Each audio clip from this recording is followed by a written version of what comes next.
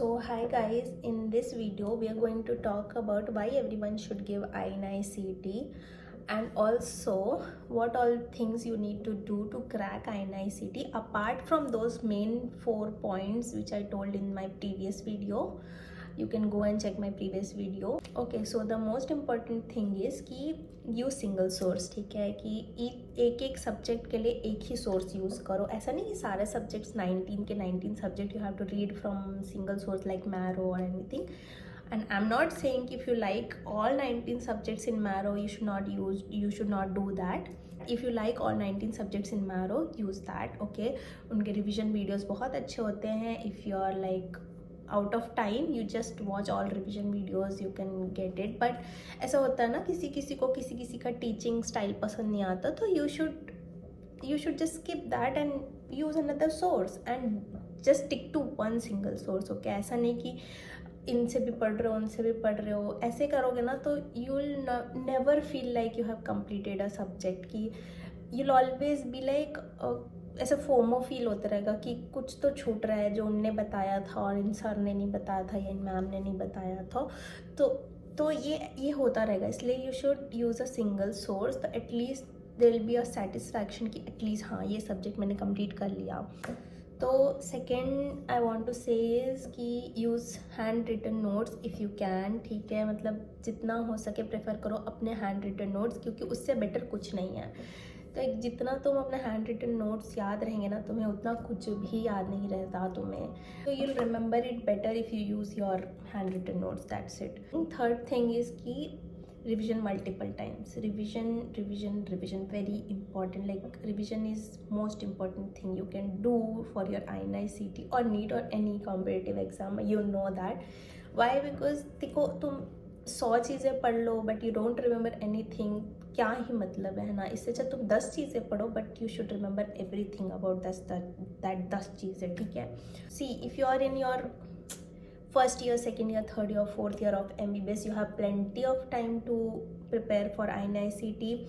I'll again say this कि you just focus on your concept building करो. जब तक तुम अपने MBBS के टाइम पे हो, just read concept, you understand concept. वो बहुत ज़्यादा इंपॉर्टेंट होता है INI-CET के लिए.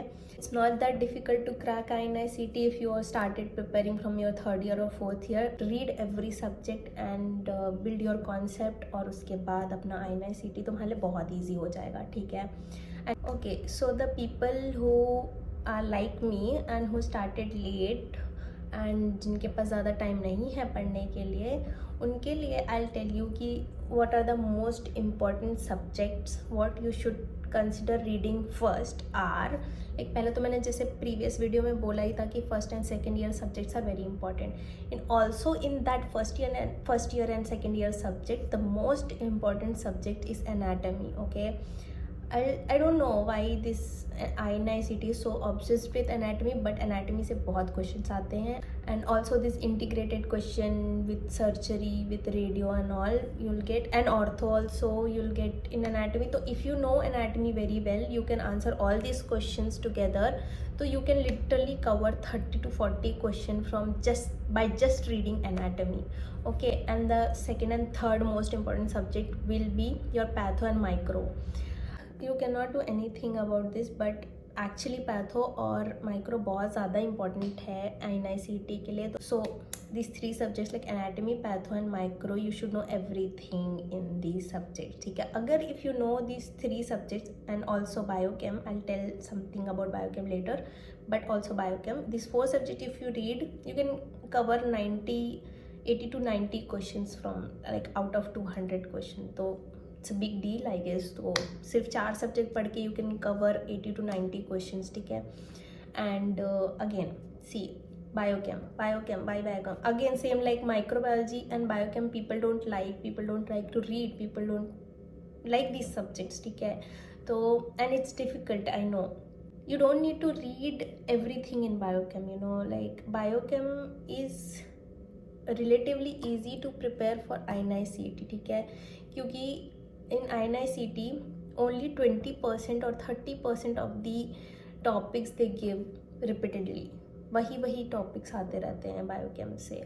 तो if you know few of the topics like glycogen storage disease, lipid storage disease, like vitamins, these things, तो यू कैन लाइक हाँ, ये जो 20% 30% टॉपिक्स हैं बायोकेम में, when you will solve PYQs you will know what all topics are important. ठीक है, तो वो टॉपिक्स अगर आपने कवर कर दिए तो 80% ऑफ द क्वेश्चन आप कवर कर सकते हो बायोकेम के. ठीक है, एंड सो दैट्स इट. ये सारे सब्जेक्ट्स इंपॉर्टेंट है.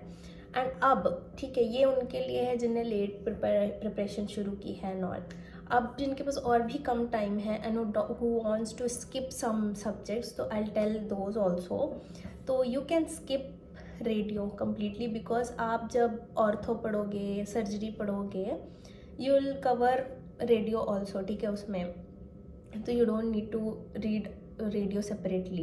Second is ENT. I personally don't like ENT and also उसमें से सिर्फ 2 या 3 क्वेश्चन ही आते हैं, तो you can skip that subject. ठीक है, ऑफ्ता इट्स योर चॉइस. ठीक है, ऑफ्ता में भी 5-6 क्वेश्चन आते हैं बट रिलेटिवली ईजी सब्जेक्ट. ठीक है, and one more subject will be, I know people will hate me for saying this but I'll say still, but क्योंकि ये सब्जेक्ट ऐसा है ना, this is the major chunk of our medicine. Okay, the subject is medicine. तो you can skip medicine as I myself skipped medicine completely. ठीक है, तो why you can skip medicine, because pediatrics, physio, patho, pharma, you will cover many things related to medicine in these subjects. ठीक है, तो जब ये subjects पढ़ रहे हो तो you don't need to peds. Did I say peds also? हाँ, पीड्स इज़ इम्पॉर्टेंट सब्जेक्ट. ठीक है,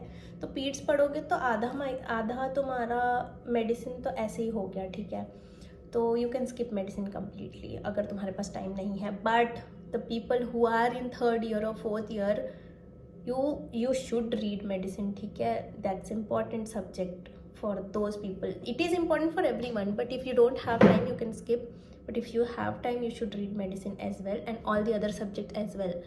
And the last and the most important thing is grand test. grand test आपको देना बहुत ज़रूरी है. ठीक है, and how you should give your grand test. ऐसा नहीं कि like you have completed all 19 subjects now you can give grand test. नहीं, you should start giving your grand test जब आपने प्रिपरेशन शुरू किया है. जैसे 2 सब्जेक्ट किए हैं, ग्रैंड टेस्ट दे दो. 3 सब्जेक्ट किए, ग्रैंड टेस्ट दे दो. 10 सब्जेक्ट हो गए, ग्रैंड टेस्ट दे दो. Like after completing each subject you give a grand test. And जब आप ग्रैंड टेस्ट को ऐसा वो चेक कर रहोगे बाद में उसके आंसर्स, तो जस्ट गो थ्रू जो सब्जेक्ट आप पढ़ चुके हो उसके ही क्वेश्चंस एंड आंसर्स आप चेक करो, नॉट ऑल द क्वेश्चन जो आपने तुक्का लगाए हैं या जैसा भी किया है. ठीक है, and don't see your score आप उस टाइम चेक मत करो जब आप 3rd रिविजन पे हो, तब आप अपने स्कोर्स को में भी देख सकते हो. बट अभी स्कोर्स पे ध्यान मत दो. अभी जस्ट आपको 3 घंटे बैठना कैसे है, कितना जल्दी आप कंप्लीट कर रहे हो अपना, लाइक यू कैन टाइम पे कंप्लीट कर पा रहे हो कि नहीं क्वेश्चंस, ये सब के लिए. ठीक है, आपका ग्रैंड टेस्ट. एंड फिर सिर्फ चेक करने के टाइम पे सिर्फ उन्हीं सब्जेक्ट को चेक करो जो आप पढ़ चुके हो. ठीक है, तो grand test you have to give every week. ठीक है, एकदम ज़्यादा फ्रीक्वेंटली मत दो, नहीं तो फालतू का टेंशन बढ़ेगी एंड तुम उसी में टाइम लग जाएगा. तुम्हें पूरा दिन ग्रैंड टेस्ट देने में निकल जाएगा और पढ़ने का टाइम भी नहीं मिलेगा. तो give 1 grand test a week. So जो कि मेरा थंबनेल था कि why everyone should give INI-CET is because अगर आप INI-CET के लिए प्रिपेयर कर रहे हो तो ऑटोमेटिकली आप प्रिपेयर्ड हो नीट देने के लिए. ठीक है, वैसे भी मैंने पहले वाले वीडियो में आपको बताया था कि आप नीट दिला रहे हो या INI-CET दिला रहे हो, आपको PYQs या PYTs तो करने ही हैं दोनों के. तो ऑटोमेटिकली आप नीट के लिए भी प्रिपेयर कर ही रहे हो अगर आप INI-CET के लिए कर रहे हो. अगर आप INI-CET के लिए पढ़ रहे हो ना, तो वैसे ही आप एक लेवल ऊपर ही पढ़ रहे हो, तो आपको नीट के लिए ऐसा अलग से पढ़ने की ज़रूरत नहीं है. ठीक है, नीट का एग्ज़ाम बहुत ईजी होता है कंपैरेटिवली. ठीक है, तो अगर आप INI-CET क्रैक कर सकते हो, क्वालिफाई कर सकते हो अगर, तो आप काफ़ी अच्छा रैंक लेके आ सकते हो नीट में. तो मतलब क्वालिफाई करना ही मुश्किल होता है एक्चुअली INI-CET में, वो भी लोग नहीं कर पाते. पीपल थिंक कि 5,000 वेस्ट हो रहे हैं हम ये एग्ज़ाम देने से, क्योंकि अगर तुम क्वालिफाई नहीं करोगे ना तो तुम्हारे रिज़ल्ट में तुम्हारा रोल नंबर ही नहीं होता, तुम you they'll not show your result अगर तुम क्वालिफाई नहीं कर पा रहे हो उनका एग्ज़ाम. तो people prefer not to give this exam. तो आई जस्ट से कि डोंट डू दिस. ठीक है, just give exam. Even if you can't qualify, you will be able to be in a better position in NEET. Just prepare for INI-CET and also give this INI-CET May exam, क्योंकि आपका NEET exam वैसे भी जून अगस्त में होगा.